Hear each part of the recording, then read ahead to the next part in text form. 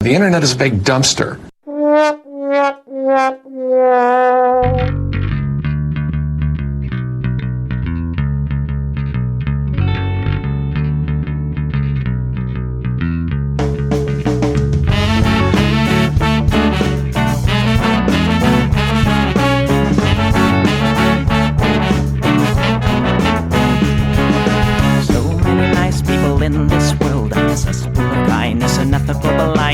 So please excuse my sarcastic tone. I'm a bit underwhelmed by the sample shown.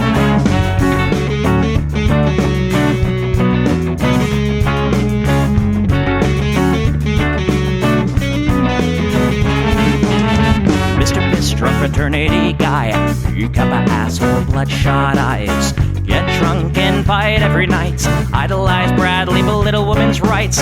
Homophobic, racist, and don't give a fucking hey. Do you think you can drive a bigger truck? So wear your baseball cap to the side to let everyone know that you're a nice guy. So cool, was so impressed.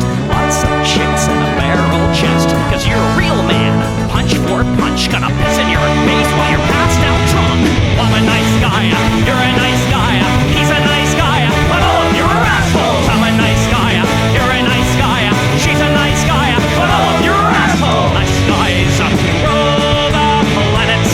Oh, I just can't understand it. Conquer divine by deception and lies. Social Darwinism and an overdose of pride. Fuck off, jerk off. I don't wanna hear it. Fuck off, jerk off. Read into the lyrics, cause everybody gets their just desserts. As long as you remember that nice guys finish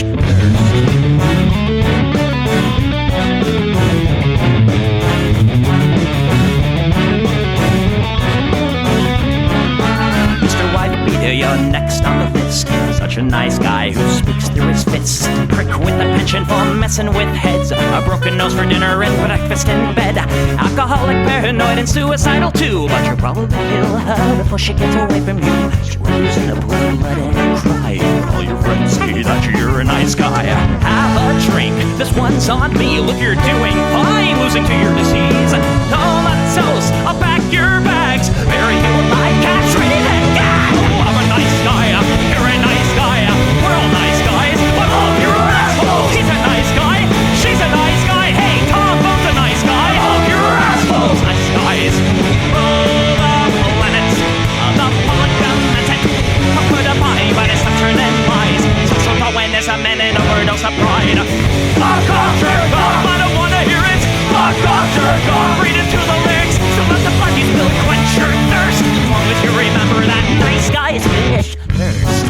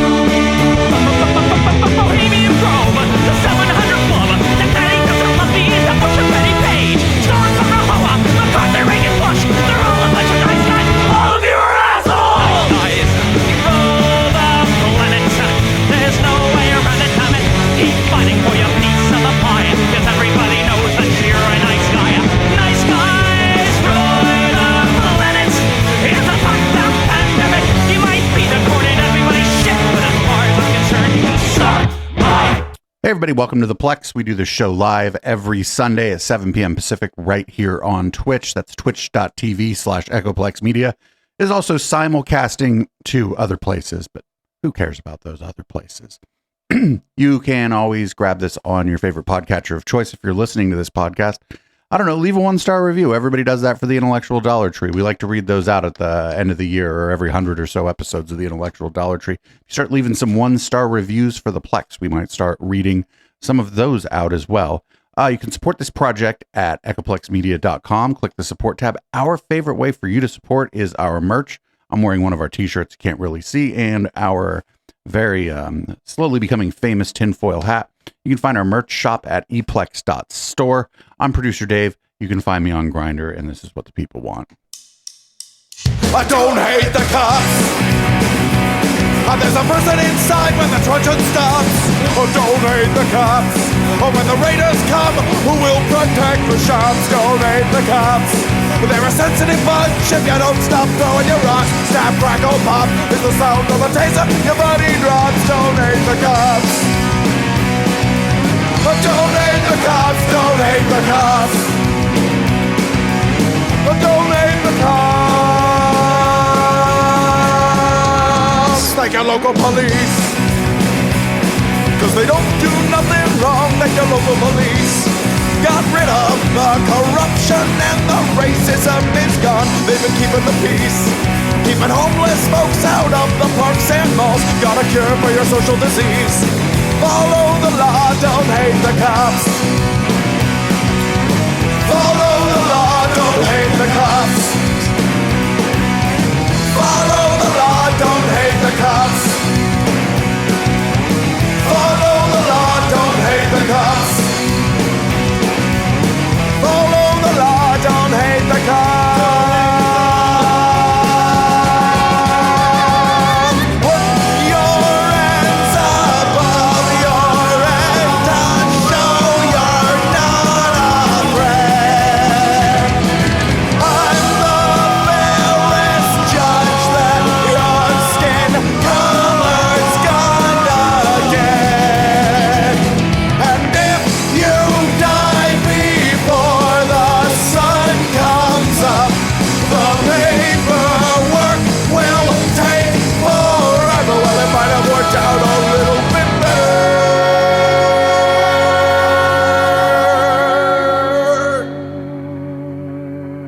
if you didn't hate the cops. 'Cause they don't do nothing wrong. Donate the cops. You can't blame them for just doing their job. Donate the cops. Well, you gotta wonder, how much would it cost for you to be shot at and stabbed at by maniacs and drunks? Donate the cops. Donate the cops. Donate the cops. Donate the cops. Donate the cops. Donate the cops. Donate the cops. Donate the cops. Donate the cops. With only about a week to go, the war on Christmas rages on. This week, well, our side took a big blow in the war on Christmas. A satanic display in the state capitol in, was it Idaho, Ohio? I keep getting those two places confused. Anyway, it was vandalized, and CNN has a bit of a story on it. It's the display at the center of a free speech debate in America. The Satanic Temple of Iowa putting up this scene in the Iowa state capitol. Built with the state's permission, it includes a statue of a goat-headed figure, along with... Dude, that's a disco ball goat head. I want that. That guy smashed a disco ball. I hate that guy. He smashed a disco ball goat head. Like, you shouldn't fucking vandalize somebody's fucking shit anyway. But like, the dude smashed a disco ball goat head. Now I'm pissed. Tenets of the group's beliefs. But not everyone is feeling blessed by its appearance. Iowa's Governor Kim Reynolds calling it absolutely objectionable. Another Iowa lawmaker calling it disgusting. And tonight, outrage hits a boiling point with the display vandalized and the goat-headed figure beheaded. I want to bring in the co-founder and spokesperson of the Satanic Temple, Lucian Greaves. Lucian, thanks for being here. Thank you for having me. Let's start with what happened to that display. How did you feel when you saw the damage? Well, they had prayer rallies. They protested us. They denigrated the local government for following the law and opening the public forum to all viewers. And they still felt the need to tear down the statue or the display that was put up by our Iowa congregation. I think it was a real act of cowardice. It's cowardice dressed up as heroism. It's acting like they're standing up for us when, in fact, when politicians do this, and my understanding is that this is somebody running for public office, they're really yielding to the whims of an uncomprehending, undemocratic mob, and they don't have the spine to stand up for the values that they swore to uphold when they took an oath of office. And I think we saw similar from Ron DeSantis in his comments about us recently. I'll get to Ron DeSantis' comments in just a moment, but the governor of Iowa, Kim Reynolds, she said earlier this week that she thought that the display was absolutely objectionable, but that in a free society, the best response to objectionable speech is more speech. She went on to encourage people to join her in praying over the Capitol. What did you think of that response? Were you surprised that it came from her? I'm surprised that it did come from any of the politicians right now, and it's really courageous to take a stance for free speech at this point on either the left or the right. And there's a certain point at which we need some adults in the room to tell people what our liberal democratic values are, what their value is, why we uphold them, and what they're good for, and they need to stand up for these types of values, or we're going to further degenerate in our polarism towards autocracy. You were talking about Florida Governor Ron DeSantis earlier. He is criticizing an IRS rule that was put in place under the Trump administration that designated the Satanic Temple as a tax-exempt church. Is he right, though? Fundamentally, did the Trump administration's actions actually give your organization a legal standing to have this display? No, we have a system in place where we have a system of checks and balances, and we have static institutions like the IRS that work under a certain set of rules.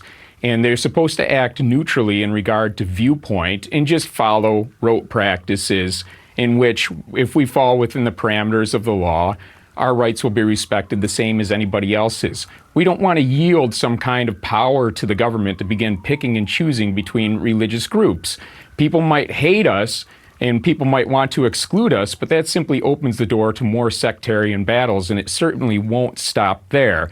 Our IRS tax-exempt application certainly never came across Trump's desk. Trump wouldn't have comprehended it if he had seen it. And I think DeSantis knows that. It's just another display of cowardice from a politician who wants to play ignorant, I think. I think he knows better. I would be happy to debate him at any point. But I do think he is being a pathetic little coward when he tries to use us as a ploy to appeal to a mob of people who just don't understand what somebody like him very well should understand and should convey to the public instead of riling up fears and animosity between different people. So what should we understand about the Satanic Temple group? What is the actual message that you're trying to convey? Many people would look at the name and they would say, is it satanic worship? We're a non-theistic organization, but honestly, I feel that the beliefs that we hold take second place to upholding these values that I was speaking of. There's books available about us. There's been a film about us. We have a website. There's articles written about us all the time. People interested in what we truly believe can find these things, and they can see how we engage pro-socially with the communities that we're in, how we have various congregations doing good things in various areas. If they don't like the symbolism behind what we're doing, if they don't like the mythological construct that we appeal to, that makes no difference. It's far greater evil, I think, to allow the government to begin, as I said, picking and choosing, elevating one religious voice over another, because that's a downward spiral. And that's not what we stand for, and that's not what liberal democracy stands for. You say that the belief system takes second place to the broader values of religious freedom. That makes sense, but I wonder, I mean, this provocative, construct that was chosen here, Satanism, this display, was the intent to simply provoke people who of Christian faith who might find that to be against their religion, not just... Oh my God, it looks so cool. It looks fucking cool. If you're provoked by this, you're just trying to be provoked. Objectionable in and of itself, but actually against something that they believe? Well, for one thing, no, we don't do this just to provoke and offend them. But I also want to offer the caveat that even if that were what we were doing, even if we were offering criticism of mainstream traditional religious organizations, I would defend our right to do that. And that's why I have a difficult relationship with that kind of question. I really think, though, that if people did learn about us, they would find much less objectionable than they think. But some people aren't willing to do that, but our public office holders should do a better job, and they should have more elevated standards. All right, Lucian Greaves, thank you. Very interesting conversation. So I don't always like Lucian Graves, and sometimes like he doesn't do himself any favors with his appearance. I don't really the thing with his eye is like irrelevant to me. But like the slick back hair and stuff, he sort of looks like he should have a fedora some of the time, and some of the time, some of his stuff he fucking says too is a little bit weird. But in that interview, he was real good. He basically said, "Hey, you know what? You could go find out what we believe. It's pretty easy. We have a whole website, and it's our right. If we're going to have religious displays at the state capitol, you got to take all comers. I just think that they just shouldn't have any religious displays at the state capitol. Fucking Christmas tree is fine. Whatever. It's just a fucking decorated tree. It's fine. Christmas is largely a secular holiday anyway. It's just a fucking tree. But as soon as you start having, like Jesus loves you and shit on stuff or whatever it may be, then yeah, I guess you got to let the Satanic Temple have their awesome disco ball Baphomet head. And again, that was a fucking awesome disco ball Baphomet head. So that was CNN's take on this. Here's Fox's take with Jesse Waters. Here's they're going to interview the guy who did it. They're like, actually, this man is a hero. Cassidy's arrested, and he's charged with fourth-degree criminal mischief. He's been released, and Americans are rallying behind him. Let's bring in Michael Cassidy and his attorney, Davis Yance. So, Michael, was this something that you plotted, or is this something you just did on the spur of the moment? Thanks for having me, Jesse. This was certainly a spur of the moment kind of thing. I saw that this was going on. I was surprised that the legislature allowed it up and that they didn't do anything to take it down, just to take it down. And so I got to the Capitol, and I didn't know what to expect when I got there. Just like that scene in Illinois with tons of people chanting and whatnot. I didn't know what was going to be there, but nobody was there, and it offended me. It touched a nerve. It was, righteous indignation. I'd call it, Christian civil disobedience. And yeah, so I took the statue that was there and the idol, whatever you want to call it, and then it's no longer there. How precisely did you decapitate Satan? Pulled his head off.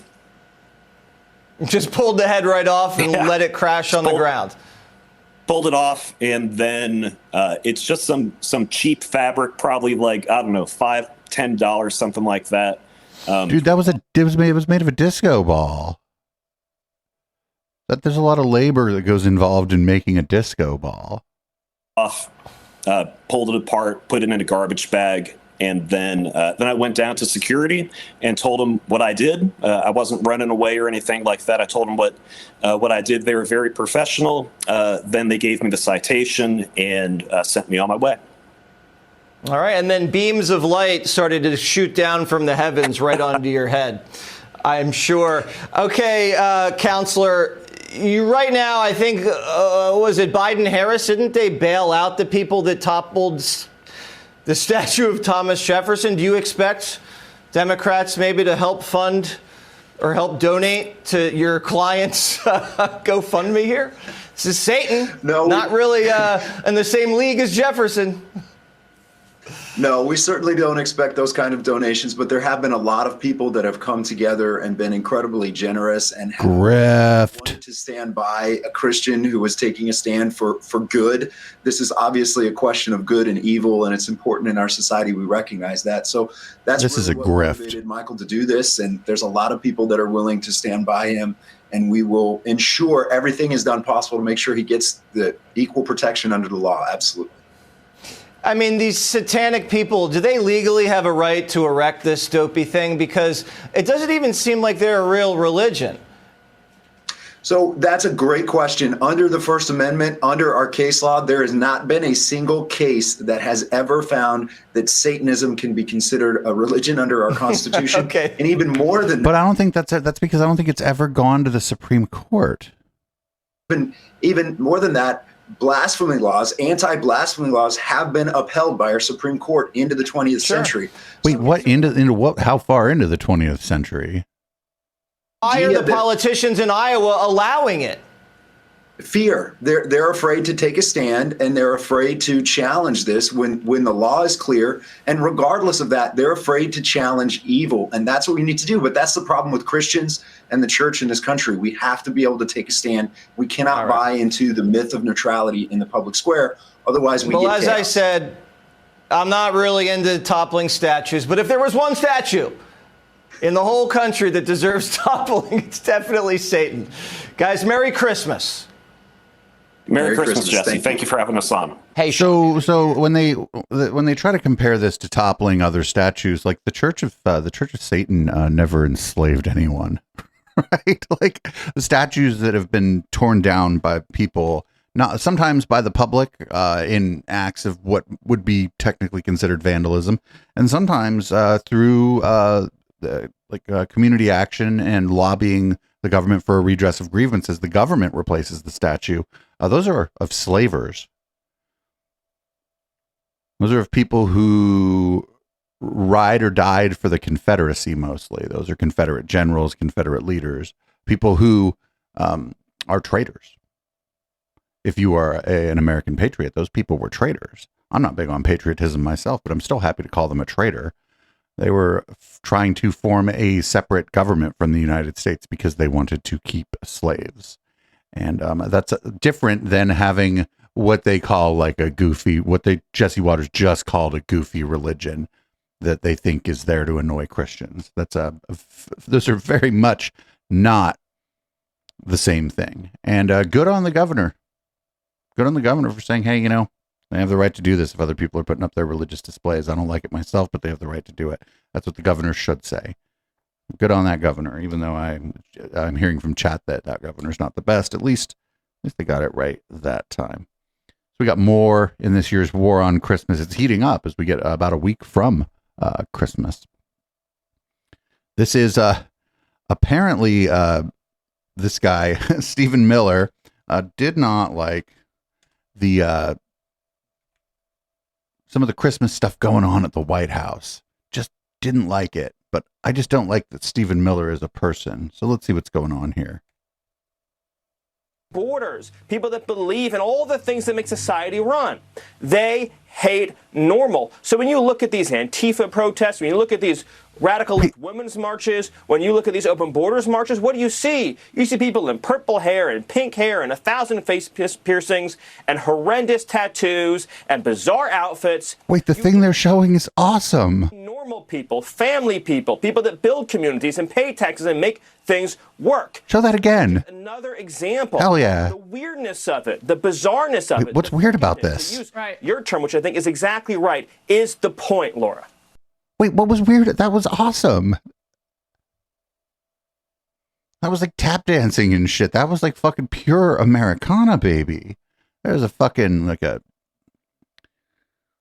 nutcracker and shit. There's a fucking giant candy cane, Christmas trees, fucking all different kind of people, fucking tap. That was Americana, baby. What the fuck? All right, now there's a war on whole milk, and it might affect Santa Claus, actually. So if you leave milk and cookies for Santa, you better make sure it's whole milk. None of that 2% shit.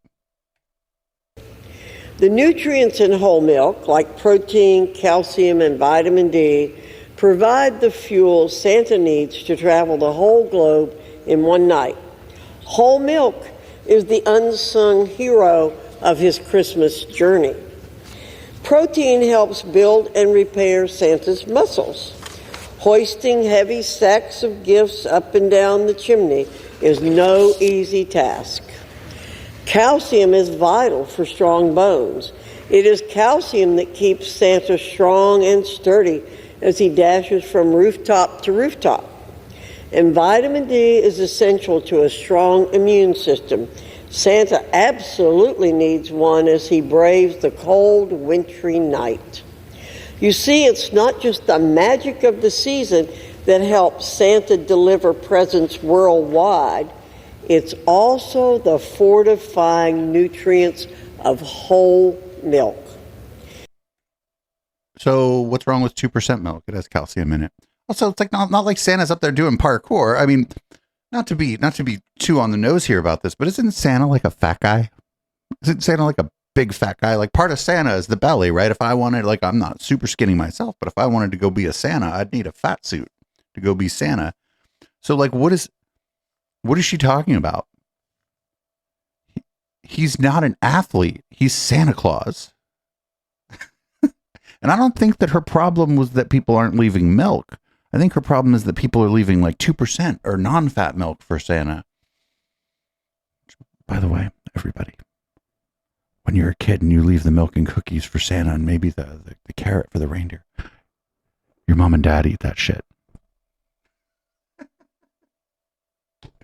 We got more in the war on Christmas.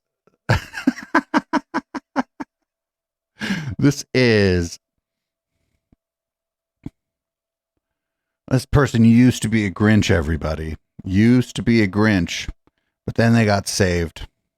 Now they're not a Grinch. They're just, in my opinion, not as fucking cool anymore.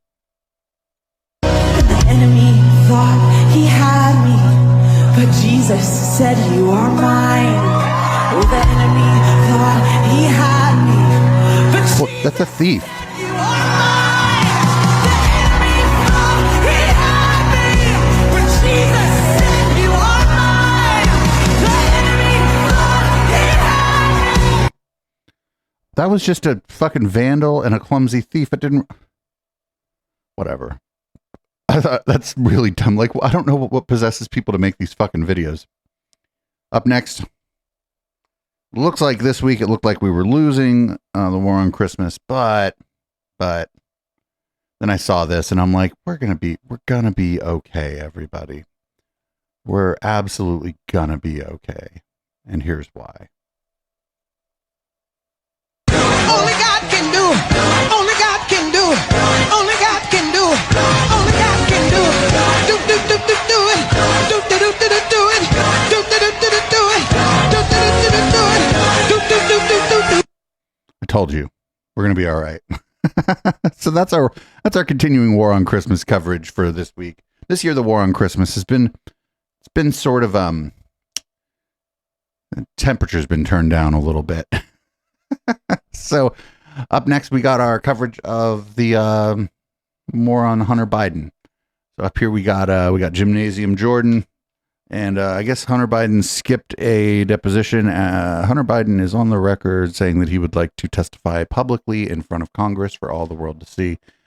Gymnasium Jordan is not happy with the current turn of events. People in for an interview behind closed doors where you can get those facts. And then, as the chairman said, we'd love for him to come public. Finally, I would say this. Mr. Biden's counsel and the White House have both argued that the reason he couldn't come for a deposition was because there wasn't a formal vote for an impeachment inquiry. Well, that's going to happen in a few hours. We think it's going to pass. We think the House of Representatives will go on record with the power that solely resides in the House to say we are in an official impeachment inquiry phase of our oversight. And when that happens, we'll see what their excuse is then. They should have. Well, he'll show up. But once we take that vote, we expect him to come in for his interview, for his deposition. And frankly, we'll also, I think, look at contempt proceedings as we move forward. But like a lot of people, REJ6 didn't show up, and he was like defending them. Yeah, I don't know what the rules are there, but if the White House's legal staff said, "Hey, this guy doesn't have to show up if you don't have an official impeachment inquiry," then he didn't have to show up. You don't have an official impeachment inquiry. If once you have one and he has to show up, I guess he has to show up. I'd like to see it in public, though. Fuck it.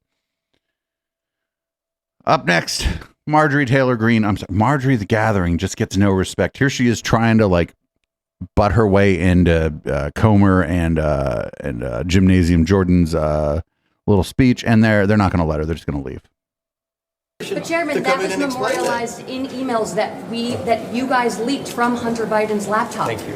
I would like to have asked Hunter Biden about Mann Act violations, sex trafficking women across state lines. Thank you all very much. Thank you.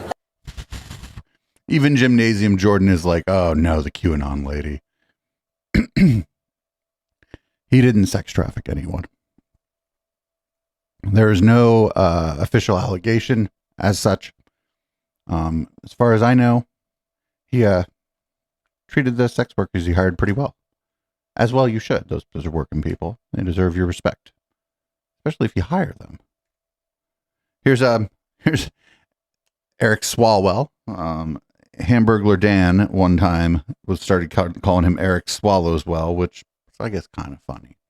But every once in a while, this guy's kind of funny. I think he's a pretty good representative, and we'll see what he has to say about the impeachment inquiry and Hunter Biden here.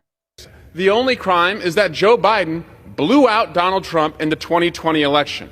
And that's a problem because this place is the largest law firm in D.C. with these lawyers working on behalf of just one client, Donald Trump, at the expense of everything else that matters. But I want to give James Comer some credit because after 50,000 pages of depositions and secret hearings and closed hearings, I think if we give him enough time, he's going to prove that Hunter Biden is Joe Biden's son. And I yield back. That's kind of funny there. I mean, like they're not, okay. So this impeachment inquiry is interesting because it doesn't seem to be about anything. They've even, like, when they get on TV and people ask them what it's about, they're like, oh, well, we'll find out through the inquiry. And it's like, well, why are you doing the inquiry? They're like, oh, we'll find out once we do the inquiry. And it's like, all right, dude, whatever. Here we have, I don't even know who this guy is. He's a member of the House of Representatives, asking what the GOP House majority has accomplished in the last 11 months. Someone from Colorado is recognized for 90 seconds. I thank the Speaker. I thank the ranking member. Republicans have had a majority in this House for 11 months. And what do they have to show for it? Nothing. No efforts to grow the middle class, no efforts to lower costs, no efforts to build safer communities.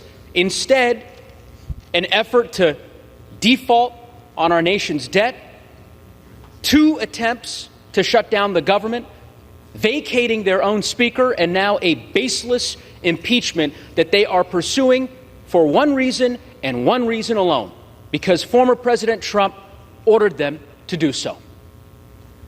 You ask them to articulate what crime they are investigating, they can't give you an answer.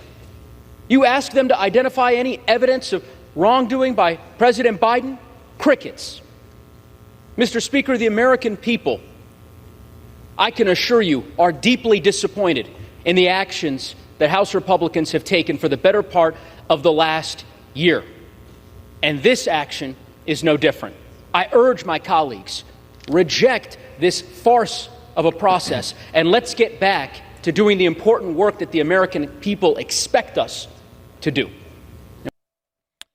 This isn't going to go anywhere. It might not even, like, it might fizzle out in the House, even though they've voted for the inquiry, because now for them to go about this, right, they have to do work. You heard that right. They have to do work. And they're not really trying to do that, I don't think. Who knows, though? Who knows? Up next, we got a Fox News is the 5. It's supposed to be like kind of a fun roundtable show from Fox. It continues to be incredibly fucking stupid. Around here in New York City. Well, this is our hometown, right? In fact, tomorrow, Mayor Adams is going to be on Good Day New York. We'll talk about it. As you know, he's begging D.C. And Senator Schumer, who's a big wheel, right, in D.C. We haven't heard him come out and put his arms around our mayor and say, you're right, this is terrible for our city. I mean, we know we're stretched to the ends, right? We have the Cardinal come on our show, Cardinal Dolan, And the Archdiocese has been wonderful to the migrants, taking them in, trying to get them clothing and homes and jobs and everything else. They say they're stretched. It's not a figment of our imagination that this is stretching our budget. But the mayor's getting no help. It's falling on deaf ears. One of the last times he went to D.C., one of his fundraisers got arrested. He had to turn around and come back again. Everybody was looking. This was very suspect. What was the person doing fundraising for him arrested for? Was this the Biden administration a little critical of our mayor because he was critical of Joe Biden? Mm-hmm. Jessica, why won't Joe... Wait a minute. What were the charges that one of his fundraisers was arrested on? And who arrested him? Was it... I mean, it could have been the state of New York. It could have been the city of New York. It could have been the feds, but she would have probably said if it was the feds. I'm assuming it was probably state charges. I don't know enough about it, but and by that I don't mean I don't know anything about it. But I just don't know, like, a fundraiser? Like, that's not even a member of his staff. That's just some person who raises funds. Here's Clay Higgins vowing to go after the FBI leaders because of January 6th. Clay Higgins should be going about the business of looking for that door they stole from the Capitol. But they're going down. These men in their high perch, in their position of power and authority, that are walking upon our entire history, our deepest core principles. They're not going to get away with it. They have so far.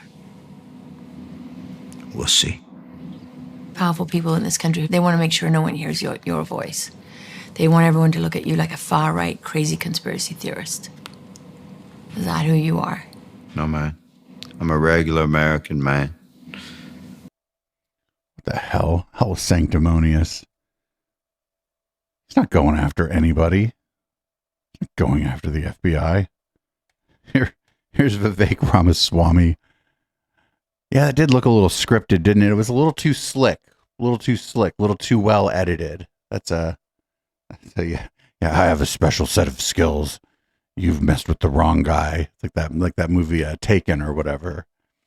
Up next, we got Vivek Ramaswamy. He had a CNN town hall, and he claimed to some extent that the January 6th was an inside job and that federal agents basically enabled it to happen. And the person hosting the town hall pushed back, and he didn't like that too much.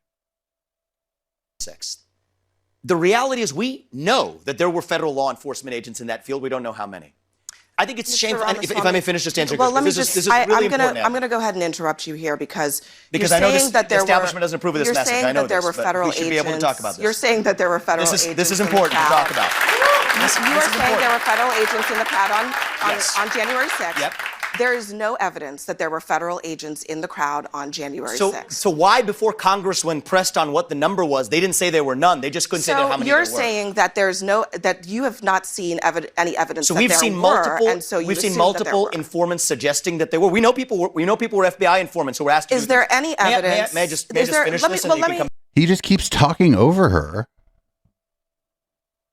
Let me clarify. I know it's very uncomfortable for you. I'm going to clarify my question. I know this is an uncomfortable issue for many people, but we have to do the truth here. I'm going to clarify my question because I want to make sure that you understand what I'm asking. Who are the people even clapping for? Deeply. And I told you, I was with you 3 years ago. I'm not there now. Where is the evidence? Yes. Where is the evidence that the government had a plot? Let's do this. An inside job. But no, I'm going to tell you what an inside job is because I'm not violence on January 6th. I'm not going to let you put words in my mouth. I'm going to put my words in my mouth. And I'm going to tell you what I mean by that. Where is the evidence that the government was involved in planning or executing January 6th? So I'm going to give you hard facts. And if I may, Abby, I know this is going to be a little uncomfortable, but we're going to go through this, and you can push back on it after that. And you can push back on that. She's like, I'm just asking for the evidence.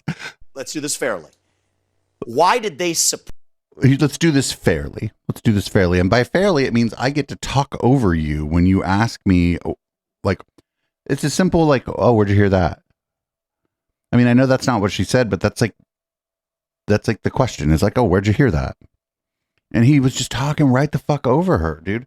Like, it's because he's like a rich guy, right? And she's a member of the press, and part of his thing is that, like, oh, I'm not going to take any guff from the press, but also he's a rich guy and she's a black lady, so there's that going on too, where he probably thinks he can just talk right over her. Somebody in the chat said that he's got a lapel on, mute his mic. I think if you don't let the interviewer ask the question and start talking, she couldn't get like more than 6 words out at any point in that.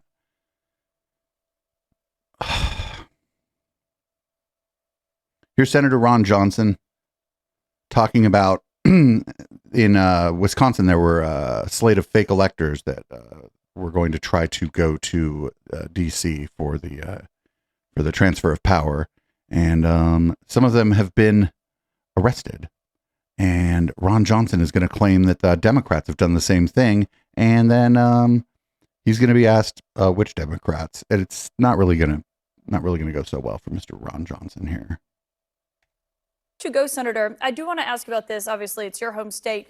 10 Republicans who signed paperwork falsely claiming that Trump won there in the 2020 election have now agreed to withdraw that paperwork, acknowledge that Joe Biden did win the election, and also agree to not serve as an elector in the 2024 election or in any election where Trump is on the ballot. But there is one person who still serves, Robert Spindell, in a state agency that is responsible for administering elections and certifying the results.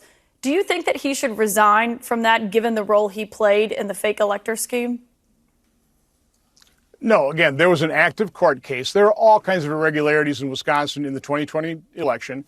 And in order to make sure that the case just wasn't determined to be moot, they had to have an alternate slate of electors, just like Democrats have done repeatedly in all kinds of different states. There was nothing untoward about what they did. There was nothing illegal about what they did. They were just an alternate slate of electors. They were going to court. They had $2.4 million on the line in damages if they lost this case at trial. That's why I know they they've been harassed. But to say, you're saying that they I did realize nothing Democrats wrong? have used the civil courts to harass these poor individuals. It's unfortunate. It's a travesty. But that's what Democrats do. They view politics as a blood sport. It was unfortunate. These folks did nothing different than what many Democrats have done in many states They certainly throughout our did, history. Senator. I mean, there were multiple slates of fake electors, including in your home state. They're acknowledging that they were playing a role in trying to improperly overturn the election. That's what they said. They got themselves out of a nuisance lawsuit. They agreed to settle a nuisance lawsuit that never should have been brought. So you think it's It was fine a that harassment someone lawsuit. It was a travesty of justice. You think it's fine that someone who tried to overturn a legitimate election is still on a board Democrat that electors helps have done that certifies? Repeatedly. Democrats have done the same thing. In Republicans have never Wisconsin, tried there's to been criminalize it. fake slates of electors? No, it's happened in different states. I didn't come prepared to give you the exact states, but it's happened. I can't. Yeah, I just know it's happened. I can't. Like, this is the thing. Is like, if you don't know, then don't make the claim. Just say, hey, I think there's more to this, and I'd like to come back in a couple weeks to talk about that, if that's okay. And then we'll probably have you back on. Repeatedly. It has happened repeatedly. Just go check the books. Which books? I mean, there have been alternate slates of electors by Democrat electors in our history. Again, you didn't. This wasn't what this interview was going to be about. I'll come and I'll provide you the information, but I'm absolutely certain about that. I look forward to your office sending that information. We'll publish it if it's We'll do accurate. that. Senator Ron Johnson. Which books? The best part of that wasn't which ones. He's like, you need to check the books. She's like, which books? And I don't got no love for like CNN or anything, but sometimes the person is just dumbfounded by what these people are saying. Sometimes the anchor or the host or whatever is just dumbfounded, and they just ask like the next obvious questions, like which books? Who did that? Well, where'd you get that information from? Why do you believe that? What are you talking about? These are all like just sort of normal questions that people ask, and the people being asked these questions, they act like it's like the fucking Cuban Missile Crisis or some shit when they get asked this question. It's amazing. So one Mr. Rudolph Giuliani was found liable for hundreds of million, over $100 million. I think it was somewhere in the neighborhood of $140 million against those two women who he repeatedly claimed were involved in election fraud in Georgia. I forget their names, and maybe it's best if we don't utter their names ever again, so they can live a normal fucking life and never have to hear their name fucking in some talking head's mouth ever again. Here's Mr. Giuliani, actually before the trial, saying that he was correct. I was proven to be telling the truth, and they were proven to be liars. Once again, that will happen. When I testify, you'll get the whole story, and it will be definitively clear that what I said was true, and that whatever happened to them, it's unfortunate if other people overreacted, but everything I said about them is true. Do you except that's what it turned out that the fucking court thought wasn't the case. Otherwise, they wouldn't have ruled against you. Because for like defamation, libel, slander, truth is always a defense. Truth is an impenetrable defense. If you can demonstrate to the court that what you said is true, they're like, well,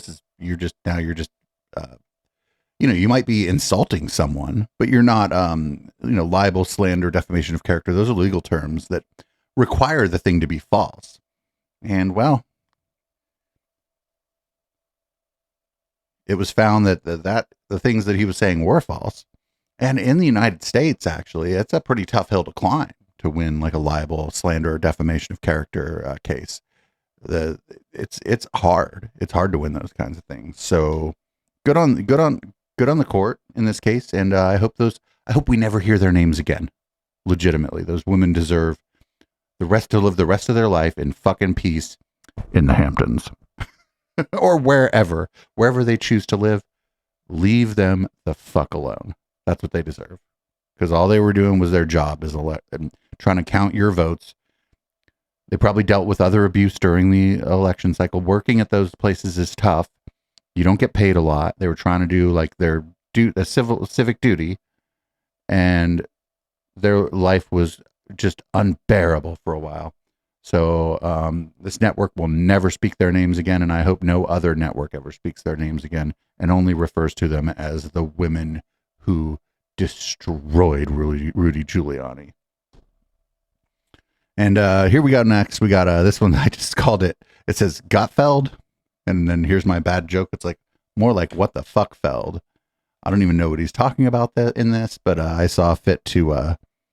Oh, this is bad. Yeah. Oh, this is bad. Okay, so he's going to, in an effort to win the hearts and minds of Jewish Americans, Greg Gottfeld said this.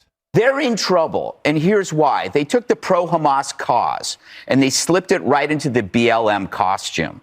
Never mind the radicalism, the violence, the sexual atrocity. They took the costume of the oppressed and they switched it. Now the Jews are the oppressor. It's not young people they should worry about in their party. They should worry about Jews finally seeing the handwriting on the wall. You are the new oppressor. You are the new cops. You are the new Derek Chauvin. Whoa. This is the new George Floyd, We desperately need. That's fucked up. This is not great outreach to the Jewish community right here, Greg Gottfeld. To have a correction in the Democrat Party because, we've been saying this for years. A strong Democrat Party makes for a strong country. We need to have two sides of the same coin, right? They have to be based on common values, but you can't have common values if you separate everybody into identity boxes and then turn them on each other. And that's what the Democratic Party is suffering from right now. Bravo. So when he says we need a strong Democratic, he said Democrat Party. They'll never say Democratic Party. But when he says that, he means one that agrees with him. And then I don't know what the point of having a party. What's the point of even two parties if Greg Gottfeld wants them all to agree with him? That's not I don't think most American Jewish people are going to find that to be very compelling. I think it might have been kind of anti-Semitic. And I think the reason I think it's kind of anti-Semitic is because when you suggest to the Jewish people in America that that they are in fact sort of required almost to be in support of the Likud party, the governing coalition in Israel. That's anti-Semitic. Remember this whole thing about there's this anti-Semitic trope about like dual loyalty, right? Where if you're a Jew and you're in politics somewhere, well, you're also loyal to Israel. That's like a old anti-Semitic trope, and he just did it. Except he tried to say that it was a positive thing or whatever. That's what's going on here, but it's not. It's anti-Semitic and it's gross. And Jews tend to vote for Democrats.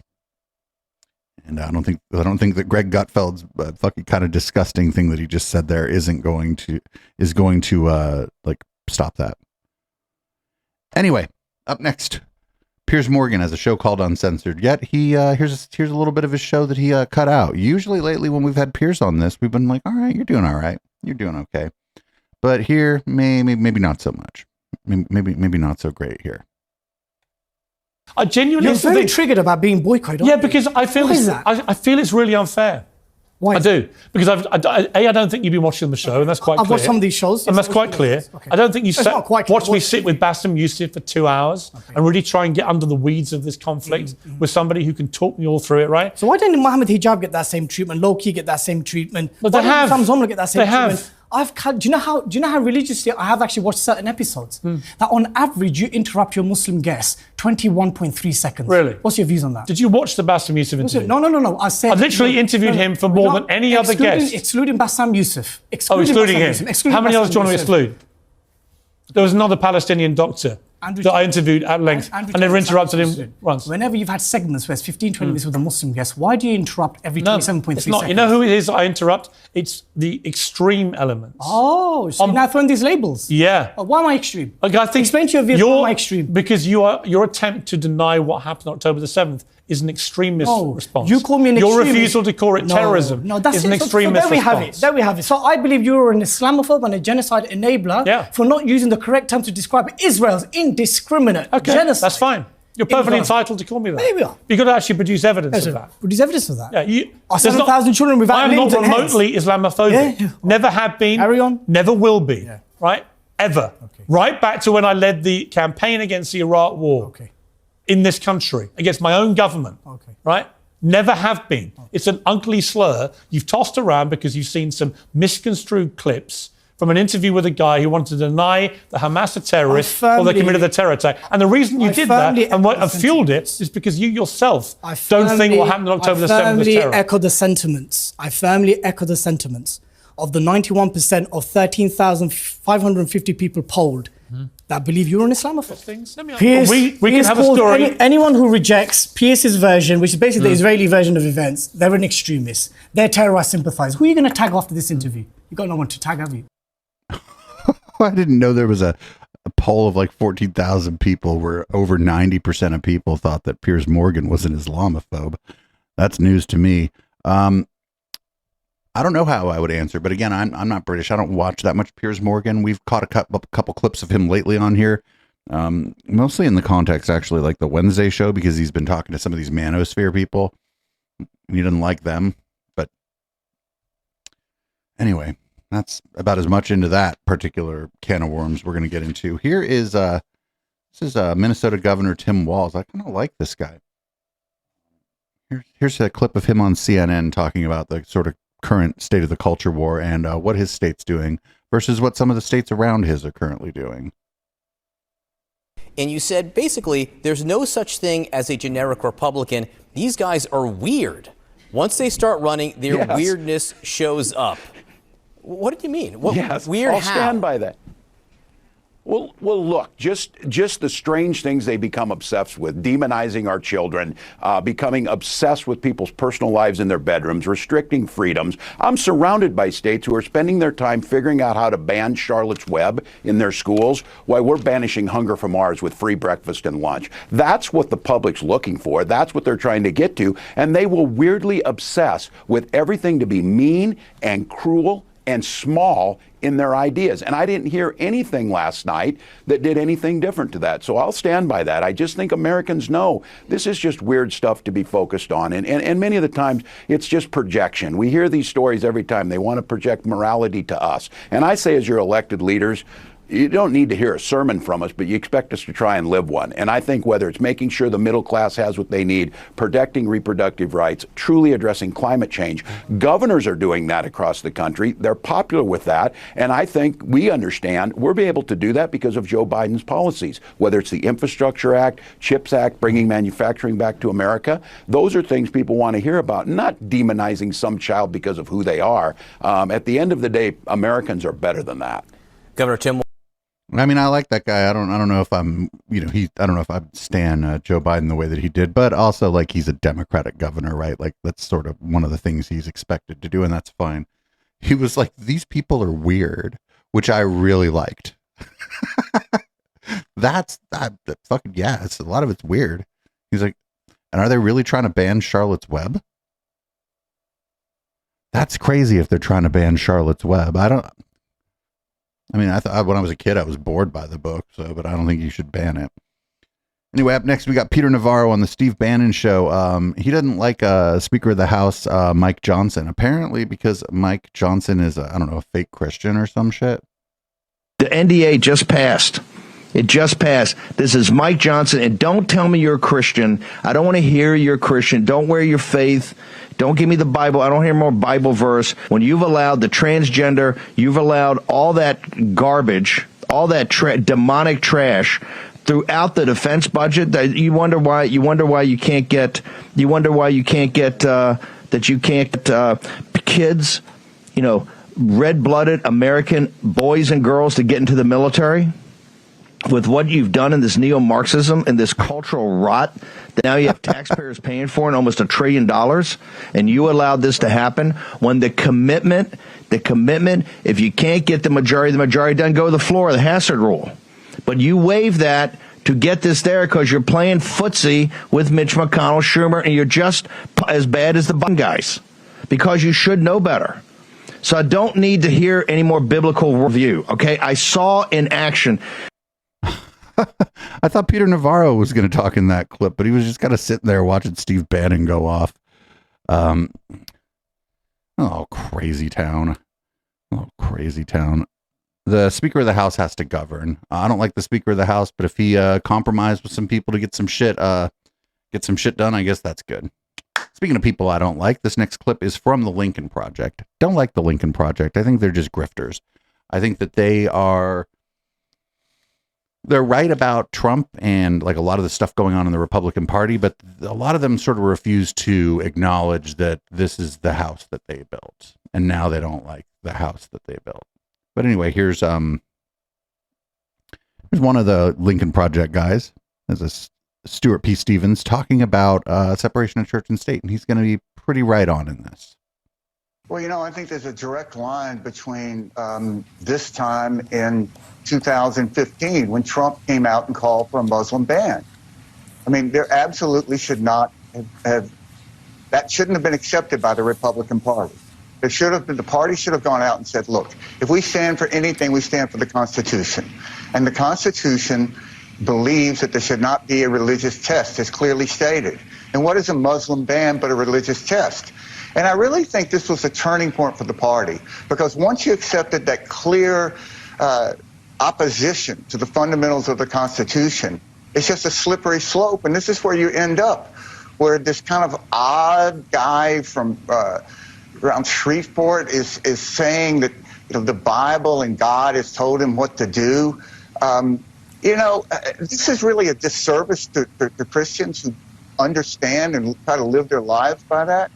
And to use it politically like this, it's cheapening down a true value. I mean, black evangelicals are a tremendous force in this country, and they're not voting for Mike. And they're we're going to say that their religion is invalid because they're not voting politically this way. It's just a terrible turn for the country to take if they support these Republicans. Aw, the party the monster you created is doing things you don't like. I mean, he's right, but it just falls flat coming from these Lincoln Party people. They created this. They were the money behind this for a long time. They were willing to harness it up until the point that like it went to like 101% of what they liked, and then they're like, "Oh my God, extremism!" And it's like, well, you're You were with it all the way up until it got to 101% of the thing you wanted. Now it's bad. Fuck off. Fuck the fuck off. Somebody else who can fuck off is Paul Ryan. He also helped build this, and now he's mad that it went just a little further than he thought it should. How do you think, because you're a student of history, Oh, no, he's not. how do you think we're going to look back on, or how will history regard people like Liz Cheney and Adam Kinzinger and people of their ilk? Maybe it's just the two of them. Yeah, I mean, they're friends of mine. I think they called out, look, Trump's not a conservative. He's an authoritarian narcissist. So I think they basically called him out for that. He's a populist authoritarian narcissist. So historically speaking, all of his tendencies are, basically where narcissism takes him, which is whatever makes him popular, makes him feel good at any given moment. And he doesn't think in classical liberal conservative terms. He thinks in an authoritarian way. And he's been able to get a big chunk of the Republican base to follow him because, he's the culture warrior. And so I think Adam and Liz stepped out of the flow and called it out and, paid for it with their careers. But I think, again, back to my earlier point, I don't think you can be really very good at these jobs unless you're willing to lose these jobs. And there has to be some line, some principle that is so important to you that you're just not going to cross. So that when you're brushing your teeth in the morning, you look at yourself in the mirror, you like what you see. I think Adam and Liz are brushing their teeth liking what they see. And I think there are a lot of people in Congress, good friends of mine, who would take the vote back if they could. Because I think a lot of these members of Congress, like on the second impeachment, they thought Trump was... So I don't like this stuff where he's like, oh, people who I can't name would take their vote back if they could. Well, they have a fucking... They're in Congress. They can get on the news whenever they want. They can go on the news and say, you know what, I screwed up on this. You don't see him doing that, do you? Dead. They thought after January 6th, he wasn't going to have a comeback. He was dead. So they figured, I'm not going to take this heat. I'm going to vote against this impeachment because he's gone anyway. But what's happened is he's been resurrected. There's lots of reasons for that, but he has been. So I think there's a lot of people who already regret not, Oh, they're naive. This is right. They voted against the impeachment because of their naive. That's right. They're naive. They're just members of Congress. What do they know? Oopsie. Getting him out of the way when they could have, like an impeachment. So I think history will be kind to those people who saw what was happening and called it out, even though it was at the expense of their personal well-being. Man. He's just like, oh, they were too stupid to know what was going on, which is a crazy thing to say about your colleagues and friends, right? Because he was like, these are people I know and I'm friendly with, or some version of that. Oh, they were just too dumb. It's like, well, what kind of people are you associating with? Why are you associating with so many dumb fucks? All right, everybody. It's time for a palate cleanser, all right? The news hasn't been great this week. Although the very few technical difficulties tonight, which is nice. This is what happens when a white suburb throws a hip-hop street party. I like the way you brush your hair, and I like those stylish clothes you wear, and I like the way that light hit the ice in there, and I can see you coming way over there. If you wanna go and take a ride with me.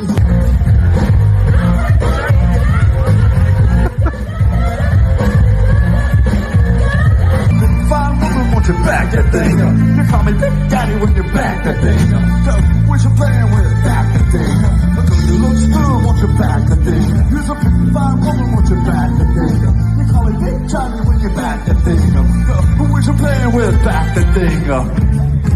Go, go, go, go, go, go. Go, shorty, it's your birthday. Oh, stop it. It's your birthday. We're gonna sip a party like it's your birthday. And you don't need to give a radio edit to start your birthday. I'll be in the club.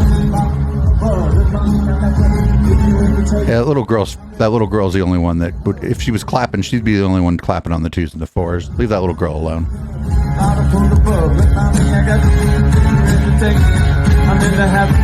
Oh my God, they have like the karaoke versions of this shit running behind this fucking musical act too. This is awful. Come give me a hug. You said like 3 words. I'm gonna make you lose my mind. Throw up. Y'all gonna make him act a fool. Up in here, up in here. Y'all gonna make me lose my cool. Up in here, up in here. Let me talk to you. Let me talk. Let it rain. Let me talk to him. So I had enough about these boots with the fur. The whole club was looking at her. Feeling the flow. Next thing you know, shorty, I love. The bag is wet, pants in the Reebok with the strap. We just stand around and Yeah, I don't have a whole lot what to say here.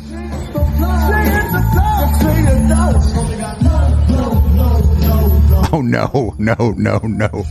He's right.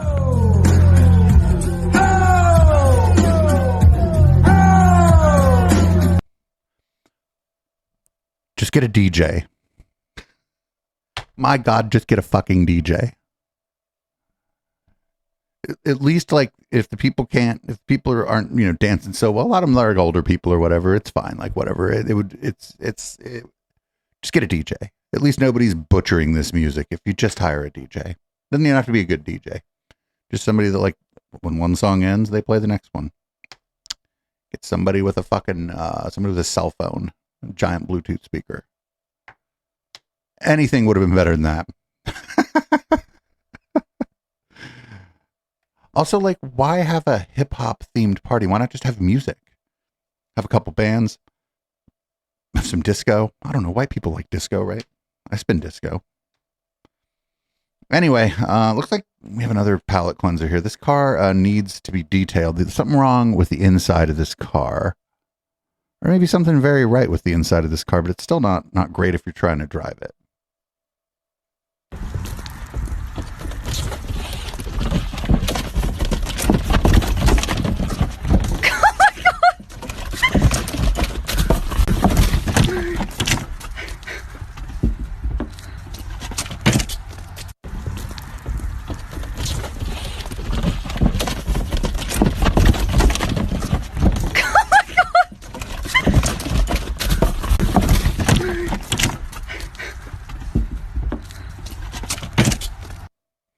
Yeah, I think that might have been staged, or they put like food in there, right? So that like neighborhood cats came in. But there, if you come up to your car and you see that, it's a little bit cute, but you can't really drive.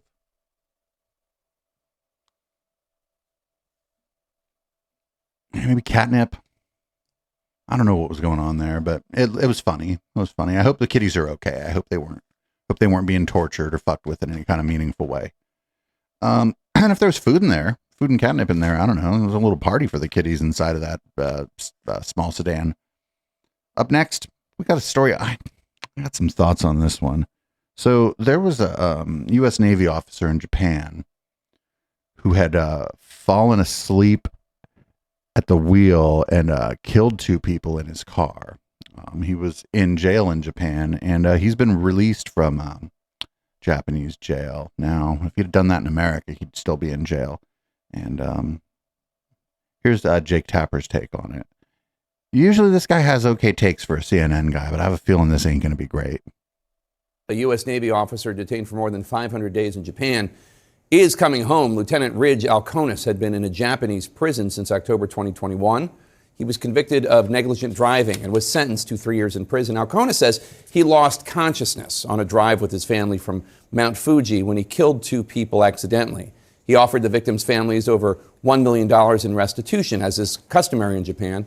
But the Alconis family claims that there have been violations of the Status of Forces Agreement between the U.S. and Japan during the proceedings of the case, adding his sentence was a, quote, travesty of justice. The years-long effort to secure his release was led by his wife, Brittany. She even met with President Biden at the beginning of 2023 to urge him to do more for her husband's release. In May of this year, she joined the lead and spoke about the toll her husband's detainment has taken on her family. Take a listen. But my son asked me the other day, he said, Mommy, you said the president's getting daddy home, then why isn't he home yet? And if daddy suffered an emergency, why is he in jail? And those are questions I can't answer. The good news for the family is Alconis was brought back to the United States under an international prisoner convention. He is now in U.S. custody. A Justice Department official told me just a few minutes ago that this process could take a few months as the U.S. Parole Commission compares his prison sentence in Japan to how the U.S. might have handled this tragic incident. Once they determine Alconis' sentence, he might even end up in home custody. We do not know. Though he is not back with his family quite yet, he is headed for American soil, and the Alconis family says they are optimistic he will be home for the holidays. We will continue to keep you appraised of that story. So if I fell asleep at the wheel and killed 2 people in a foreign country, I'd be fucked. I probably should be. Like 2 people are dead. He's like, oh, but I offered them $1 million. Like, fuck you. Fuck you. I do feel the kids like don't understand, but I think that depending on how you, if the kids are super young, then they're probably never going to understand. But if the kids were like, you know, old enough to understand, you could be like, hey, you know, this isn't good for us. But, you know, if you fall asleep while you're driving and you kill 2 people, there are consequences for that. And when you know, if they're like 12 or something, right? You're like, when you're old enough to drive, you know, I hope you don't fall asleep. Should never drive if you're super tired. I don't know. Maybe he was, if he suffered a medical emergency of some kind, well, that's different. And, but they would have said that, right? If he had a stroke or if there was a medical emergency of some kind, they would have said that. And I don't think Japan would have, I don't think the Japanese government puts people in jail if they have a medical emergency while they're driving and people die. Those are just tragic accidents. Those are tragic accidents. So I think the dude was it was reckless. It is reckless to drive when you are on the edge of falling asleep. It is as bad as driving drunk, possibly worse. And so, you know, I suppose it's if the charges are going to be compared, he might end up with getting more time, not less. And I suppose it's, you know, it's if you can extradite somebody or whatever, so they can serve their time here in the States, so they can get visitation rights with their family like other people. That's fine. I don't see any problem with that. This story, I'd say we're going to follow up on this, or we'll keep an eye on it. But this story is going to go away. We're never going to hear about this again. It's just the way that was covered was a little weird. But I guess I thought it was going to be bad, but he just gave us the facts, so that's okay. That's okay. Although hearing that lady's sob story was a little much. Up next, here's Steve Bannon. Doesn't like Nikki Haley much. Unfortunately, if something were to happen to Donald Trump, Nikki Haley's the best they got. And don't let the corporate media distract you. All this, it's Nikki Haley, the rise of Nikki Haley in Oklahoma, Iowa, and they're doing this and doing that, all that. The opening salvo of the 2024 election was yesterday. It didn't take place in Iowa, and it didn't take place in Pennsylvania. It didn't even take place in Georgia. It took place in Arizona. As in Cochise County. In Cochise County, you know what you have in Cochise County? You have patriots. They're in the front line of the invasion of this nation, and they're unwavering. These are some of the best, toughest, hardest people in our nation. And yesterday, 2 of the supervisors who refused to go along with this sham election they had in Arizona were indicted on 2 felonies each. Good. By an illegitimate attorney general, which out of 2.5 million votes, essentially stole this, was I think 239 or 251, 239 votes out of 2.5 million, stole it from the legitimate attorney general. This is all incorrect. I don't know about this case, but even an AG that doesn't like you is going to be a little more hesitant to bring charges against sitting board members of boards of supervisors. I'd have to look into that, but I bet they tried to they materially tried. They probably are the ones that did election fraud. And yeah, the statewide elections are going to be close. Arizona is one of those places where it just flipped. For a while, it was close to 50-50, and I think now we're looking at like 51-49 sort of. in Arizona going forward. I think that as more people move to Arizona, you move to Arizona, you don't want to move to the middle of nowhere. It's fucking hot as shit there. You want to move to the city. There's more amenities for you in the city. I know I don't want to live in the middle of nowhere, Arizona. I'd want to live in like Tempe or Phoenix or something if I lived there. Because at least there's shit to do, like inside. It's hot as fuck there. Up next, we got E.W. Jackson. Apparently, he's running for president now, too. Fucking fantastic. And as always, shout out to Right Wing Watch. Couldn't do this show without Right Wing Watch. Homosexuality is sin, and we've got to start saying that again. Aw, shit. Well, you just lost. So that people hear it loud and clear and unequivocal. And well, loud is certainly something you got covered, friendo. You got loud covered. Is why we oppose it. We don't hate those people, but we will never go along with that sin. And then you hate us. You hate us. If this is the way you're going to talk about us, you hate us. Whether or not you're going to say that you hate us, you hate us. I don't give a shit. Like, your behavior is far more important than whether or not you say you hate me. You hate me, and that's fine. I don't like you either. Fuck you. We'll never bow to it. We will never allow our children to bow to it. We will never allow our institutions to bow to it, because we're going to bow only to Almighty God. We made a big mistake to accept this sexual orientation mess. We got to reverse it and go back to the point where there is only one marriage, one man, one woman. That's it, and nothing more. Only one marriage. That's great. Only one marriage. We get one married couple. Everybody, we get to choose who is going to be America's married couple. You got one marriage. Nothing more. And here's number two.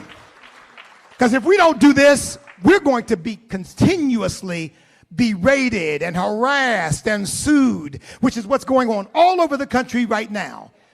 We need a constitutional amendment that says for purposes of law and rights, there are only two genders. They're male and female.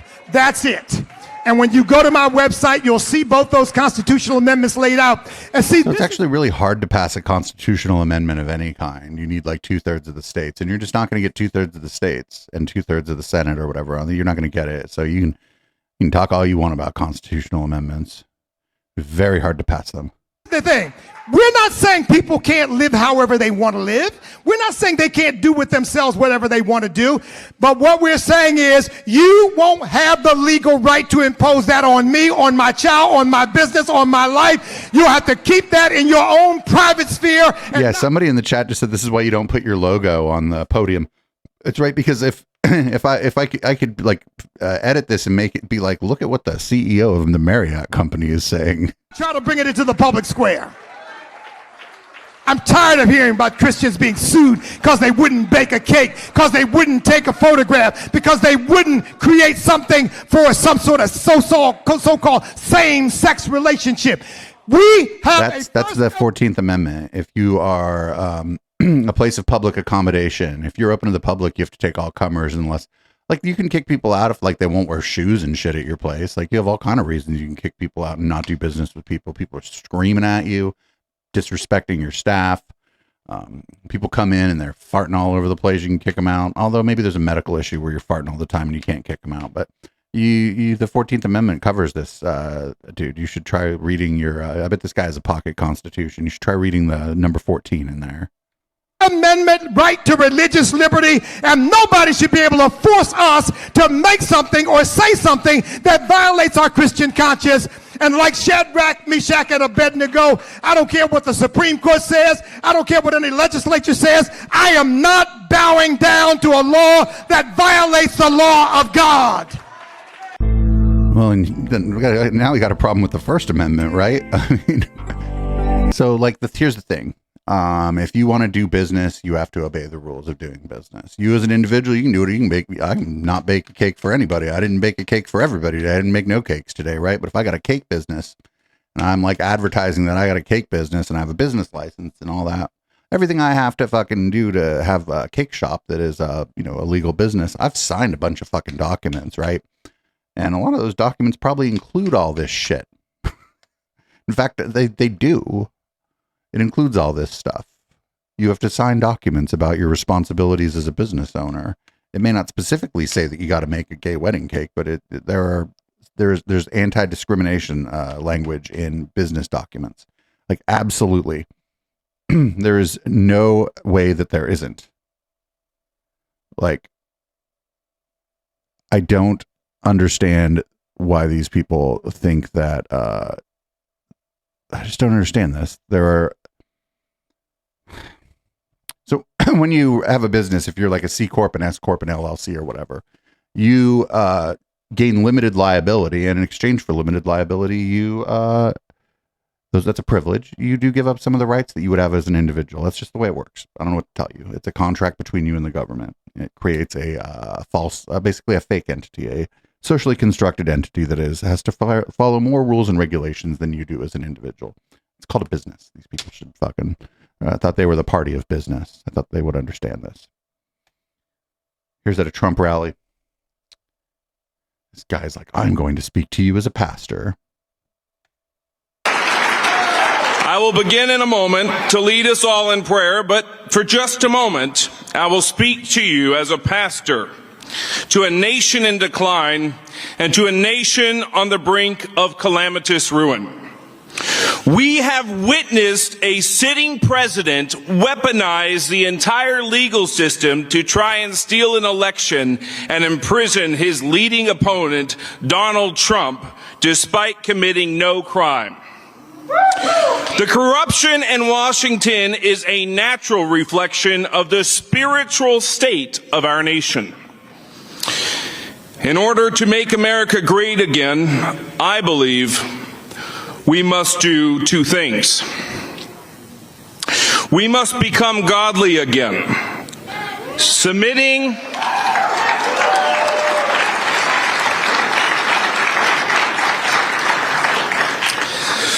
ourselves to the scepter of the Most High King, the Lord Jesus Christ. Boring.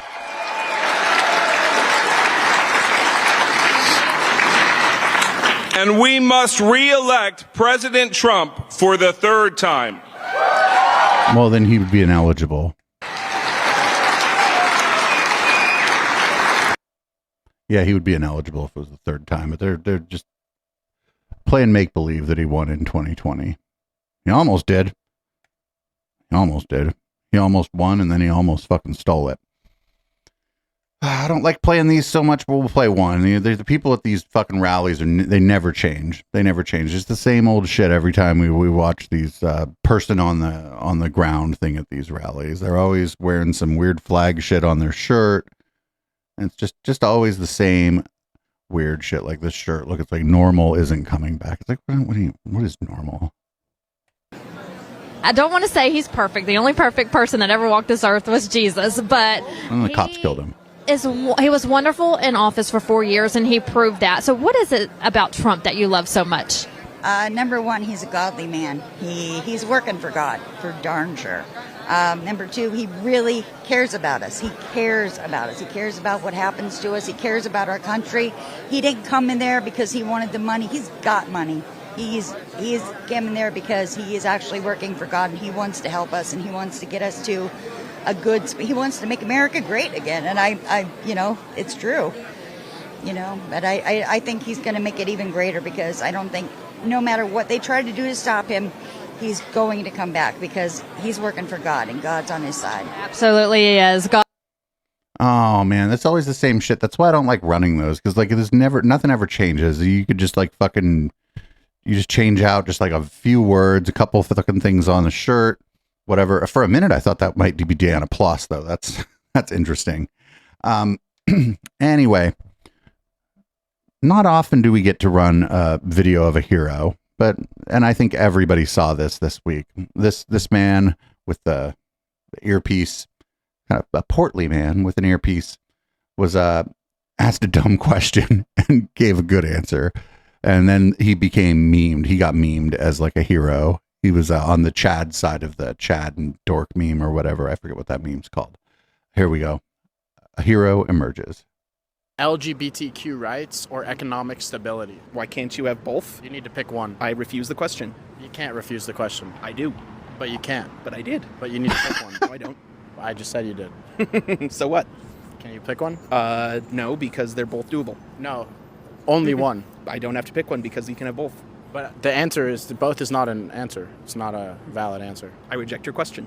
You can't reject it. I just did. Can you pick one? I don't have to. Why? Because they're both completely doable. So LGBTQ rights or economic stability? Both. That's not an answer. Yes, it is. LGBTQ rights or economic stability? Both. Are you trying to troll me? No. I'm just wondering which one you like more. I like them both. You can't have both. Yes, you can. Not in this question. Too bad. Why are you trolling me right now? Because I don't have to choose. All right, what if I had to ask you gender inclusivity or economic stability? You can have both. You can't. Why you make this so difficult? I'm trying to pass my final. Too bad. Which one do you pick? I'd pick them both. But that's not a valid answer. Too bad. Thank you. Thank you. Why are you trolling? That was perfect. He's like, why are you asking this dumb question?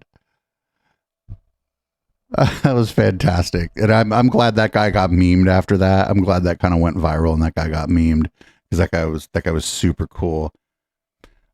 Here we go. We got another hero emerges. There was this appears to be Fairfax County School Board.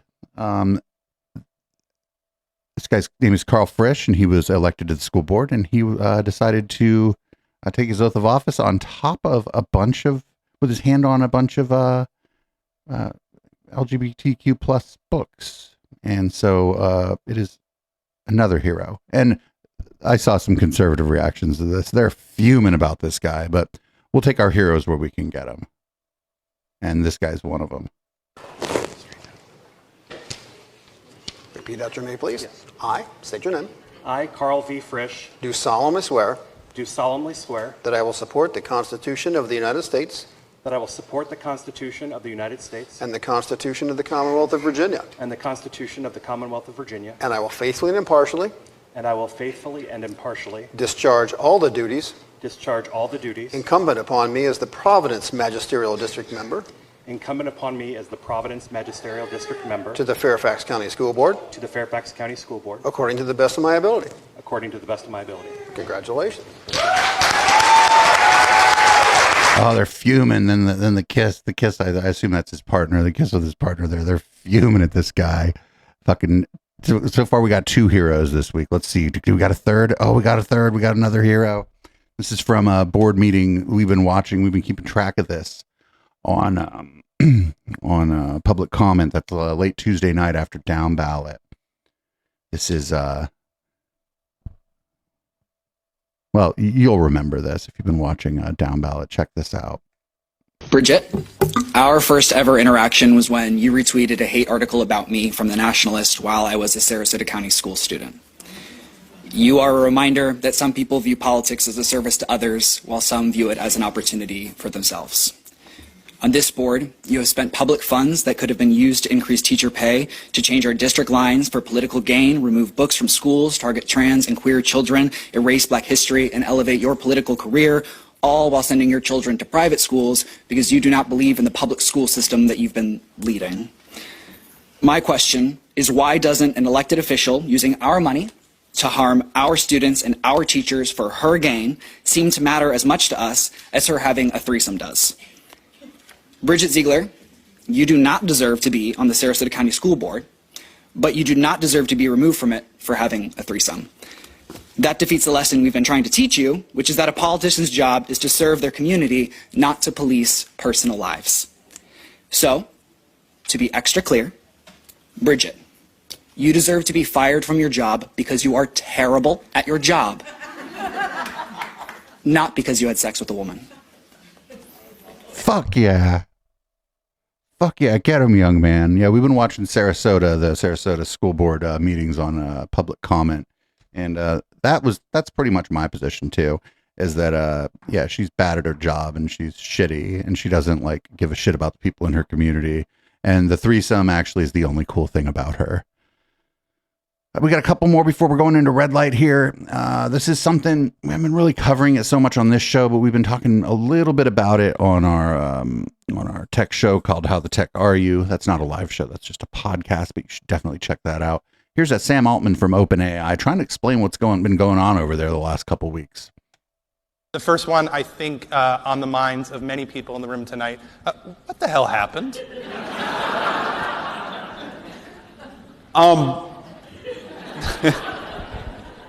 It's a good opener. Thank you. A lot of things. It's honestly, it's been a crazy whole year. Like in the context of everything that has happened to us this last 3 weeks or month or whatever it's been, it stands out, but not as much as you would think it should. We kind of like went from this unknown research lab to this like reasonably well-known tech company in a year, and I think that takes most companies like 10 years, and that's been a wild experience to live through. Of course, these last few weeks have been particularly crazy and sort of like painful and exhausting, and happy to like be back to work. To say something like empathetic, I think everybody involved in this, as we get closer and closer to super intelligence, everybody involved gets more stressed and more anxious, and we realize the stakes are higher and higher. And I think that all exploded. So he didn't answer the question. He's like, oh, we're just too good at AI, and that's why everything went haywire at my company, and then I got fired, and then the board had to step down and rehire me. I'm just too smart. These are supposed to be the smartest people in the world. This guy, like apartheid Clyde, Elon Musk, these are supposed to be the smartest people in the world, but they can't even just answer a fucking question, because the question was like, what happened? And they wanted to know, like, why did the board of OpenAI fire you? He knows damn well why they fired him. It could have been some shit we don't know about. It could have just been that he, maybe he was in a typical tech bro fashion. Maybe he was like shitty to the people who work for him, and they were like, oh, we don't like this. Maybe, OpenAI is supposed to be a nonprofit. Maybe he was doing things that are, antithetical to their nonprofit mission. This is all just speculation. I don't know which one of these might be the case, but instead, he just said, oh, we're getting too close to the super intelligence and everybody's just getting scared. It's like, no, you're not. You just taught the thing to do arithmetic, you dumb fuck. I could do arithmetic when I was 5. Basic arithmetic, mind you. I couldn't do long division. Somebody in chat's like, maybe he had a threesome. Oh, I doubt it. I doubt the man had a threesome. I seriously doubt the man had a threesome. Up next, we have... This is an instance of the Thursday show creeping into the Sunday show. This is police threatening to arrest someone for practicing witchcraft, which is crazy town.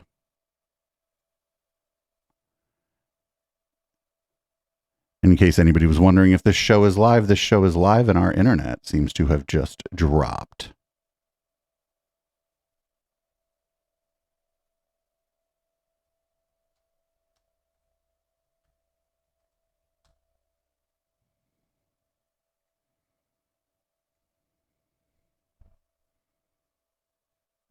Our internet seems to have dropped for an extended period of time this time, not a short period of time.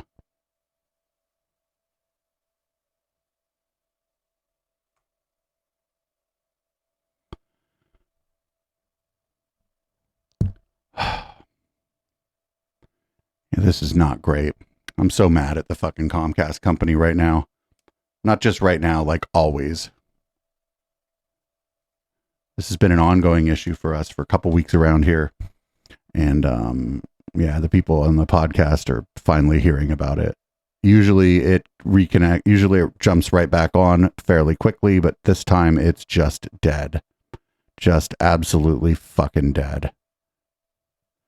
No connection. Oh, here we go. We're back.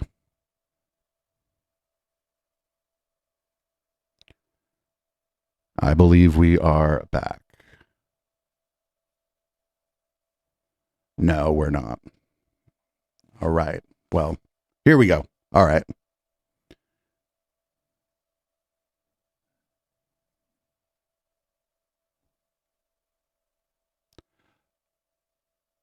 All right, everybody, we're back. Sorry about that. The internet dropped. There's nothing I can do about it. It's been an ongoing problem. I hope everybody rejoins the stream here. And people listening on the podcast, this is the first time you will have heard about this problem. I've been able to work through it most of the time. Anyway, up next we have sometimes the content from our Thursday show will creep into our Sunday show, and this is just one such example. Get ready with me for cops coming to my metaphysical store on suspicions of witchcraft charges. What the fuck? Well, yeah, this is definitely a live show, anybody wondering. Get ready with me for cops coming to my metaphysical store on suspicions of witchcraft charges in the year 2023. Hey, did you have literal witch hunts on your 2023 bingo card? Because if so, you're probably going to go ahead and check that box. This is all happening in Pennsylvania. A person runs a shop that if you are, say, Wiccan or practice a similar faith, they may have things that you want there. Also does tarot card reading. Back around Halloween, a newsletter decided to showcase the shop because they thought it'd be fun. You know, someone could go to Wawa, grab an Ogie, then run over there for some Halloween tricks and treats. And of course, as a small business owner, that's great to get local press. So, very happy about it. Newsletter came out. The newsletter sent them an email letting them know they'd been contacted by the chief of police, who said they were going to come by their shop to tell them that fortune telling is illegal in the state.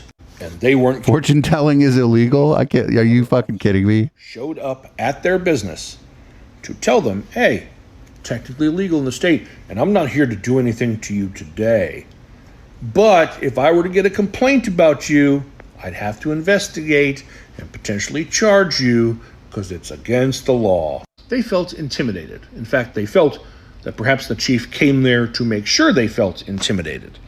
Now, technically, there is a statute in Pennsylvania that labels fortune telling illegal. Here's the thing. This is really, really old. Lots of states have old laws that don't make sense.